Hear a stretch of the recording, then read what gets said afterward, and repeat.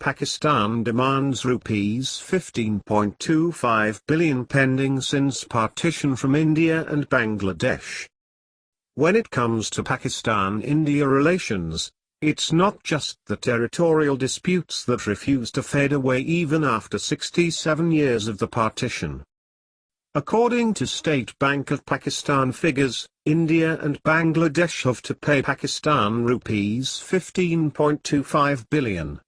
The value of assets occupied by India was rupees 6 billion at the end of June 2016, while Bangladesh had to pay more than rupees 9.21 billion. The division of assets and liabilities of the Reserve Bank of India, RBI, post-1947 remains incomplete to this day. According to the State Bank of Pakistan, SBP, India still owes it a little over rupees 5.6 billion, mainly on account of assets held with the Reserve Bank of India pending transfer to Pakistan. In other words, the country's central monetary authority believes India has yet to cough up money equivalent to the present-day value of the assets that Reserve Bank of India had refused to surrender to the government of Pakistan, although the latter was entitled to receive them post-partition. From the first-ever statement of affairs that the State Bank of Pakistan issued on its second day of existence, July 2, 1948, to the latest one released on June 27, 2014, the central bank has listed the unsettled claims on the Reserve Bank of India among its assets unfailingly for the last 66 years. The State Bank of Pakistan Issue Department, which deals with currency and the assets that underlie it, shows the outstanding claims on the Reserve Bank of India under two distinct categories of assets. The bigger chunk, comprising gold coins worth rupees 4.1 billion, sterling securities amounting to rupees 501.6 million, Government of India securities worth rupees 240.4 million and rupees 4.9 million of rupee coins, appears as assets held with the Reserve Bank of India pending transfer to Pakistan. The smaller chunk consists of India notes representing assets receivable from the Reserve Bank of India. While the first set of so-called assets is self-explanatory, the second claim on the Reserve Bank of India needs detailed explanation. As per the agreement between political leaderships of the two sides, the Reserve Bank of India was to remain the central monetary authority for both India and Pakistan post-partition, with Indian notes to stay on as legal tender in Pakistan until September 30, 1948. According to the first annual report of the State Bank of Pakistan for 1948 to 1949, the two governments mutually agreed to end the Reserve Bank of India's status of the common monetary authority from July 1, 1948, as Pakistan became exposed to grave dangers without the right to control its currency and banking. As for the Indian notes and coins present in currency chests in Pakistan on June 30, 1948, and the ones encashed during the next fiscal year, Pakistan was supposed to return these to the Reserve Bank of India.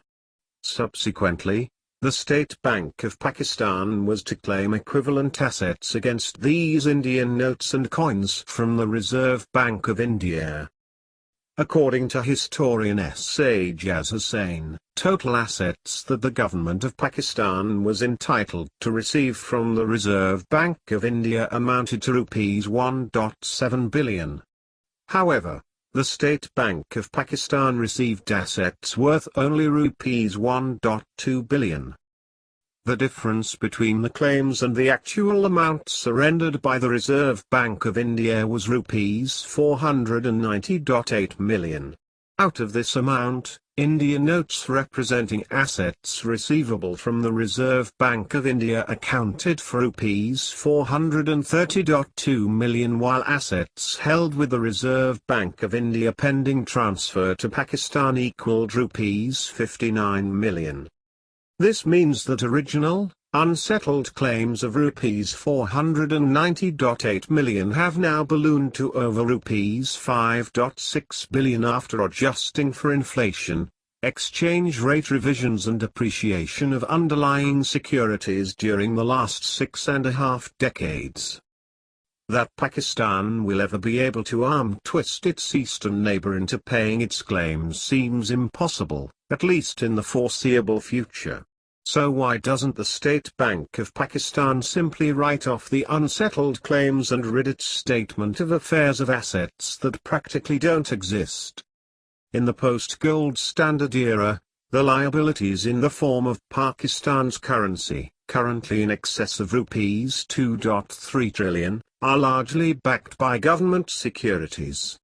That's why the assets in the form of unsettled claims on the Reserve Bank of India equal less than 0.25% of the State Bank of Pakistan issued notes in circulation.